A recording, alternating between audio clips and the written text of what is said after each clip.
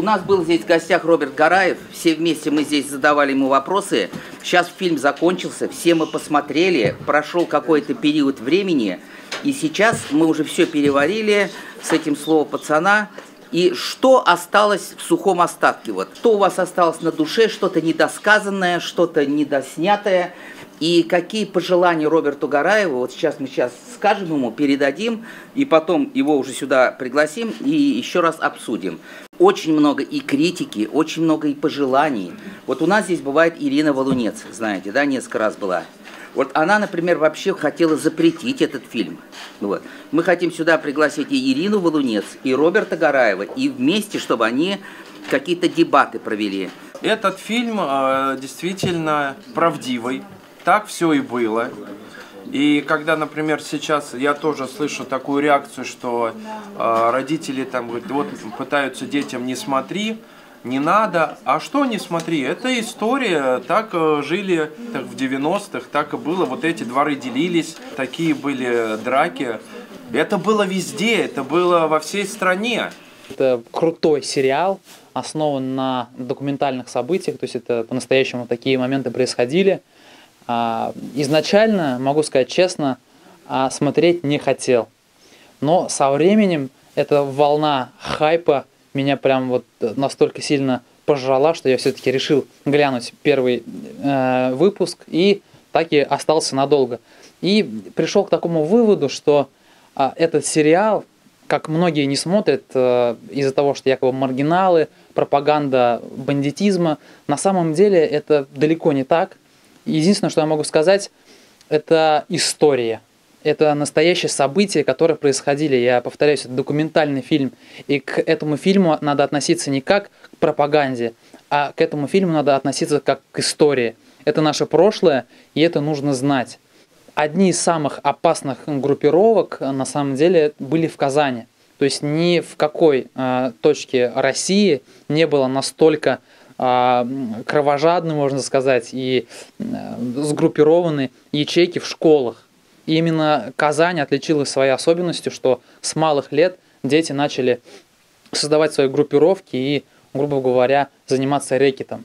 Вот, поэтому обязательно, кто не смотрел, посмотрите, уберите все мысли с головы касаемо того, что это пропаганда, поймите, что это история, и всем советую этот сериал к просмотру. Здорово, что сняли этот сериал, привлекли внимание к казанскому феномену. Спорили много о романтизации этого сериала. Лично я не смогла романтизировать, там просто даже нечего было романтизировать, особенно после 5-й серии. Место действия происходит в Казани, соответственно, можно сказать о том, что это в том числе история нашего народа, к сожалению, трагическая история. История, которая ковалась в подворотнях, в различных, не знаю, местах общего скопления людей, где были различные драки, конфликты и прочее. К сожалению, такая наша история, в том числе нашего народа и нашей республики, трагична. Но мы не можем отрицать, это то, в конечном итоге, что повлияло на нас, как на народ, и на наше формирование. Конечно, говорится много о романтизации, сегодня романтизации бандитов, что ли, в рамках этого сериала. Но я думаю, что здесь романтизации нет, потому что все получили в конечном итоге по заслугам. В конечном итоге все были посажены в тюрьму, либо же кто-то умер, либо же, соответственно, кто-то получил по заслугам. Соответственно, я думаю, здесь нет романтизации. Интересная история с изменением последней серии фильма. Изначально, в первоначальном варианте, соответственно, один из группировки убивает Вову Адидасов, и в конечной версии милиционер убивает уже Вову Адидаса. Наверное, я думаю, это очень символично, потому что изначально как бы в первой части убила улица Вову Адидасу, а уже в конечном итоге структуры его убили. То есть говорится о том, как будто справедливость восторжествовала. Я это так понял. Поэтому спасибо, сериал очень классный, интересный и достойный. Я про казанский феномен узнала из видео Саши Сулим, и поэтому, когда началась тема про сериал, мне показалось, что как будто что-то знакомое. Оказалось, что да, и интервью давал Саша Сулим, тот человек, по чьей книге писался сценарий, поэтому эта тема была чуть-чуть мне знакома, и, я посмотрела все 8 серий, без, то, что вышло официально на сайте. Вот, мне сериал очень понравился, показался интересным. Я вообще там не увидела никакую романтизацию насилия.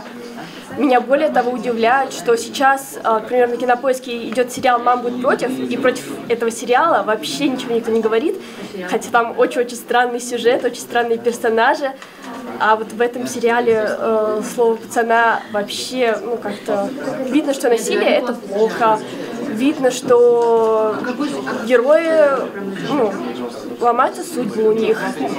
Также единственное, что я не поняла, что в 8 серии отец говорит своему сыну о том, что вот как ты мог убить человека. Меня этот вопрос удивляет, потому что этот парень, он вернулся с войны в Афганистане, то есть он изначально был убийцей, ну, скорее всего, он убивал людей, а в первой серии он встречает как героя, а вот в 8 серии его уже воспринимают как убийца, потому что он в мирное время убил человека. Это немного меня удивило, то что до этого все воспринималось хорошо. Я посмотрела «Дама слова пацана», это лучший сериал, мне он очень понравился. Интересный сюжет, все хорошо, жду встречи с Робертом Гараевым. И жду 2-й сезон. Мне сериал очень понравился, вот, и особенно мне понравился Иван Янковский. Его герой, Вова Адидас, он вообще просто мой краш.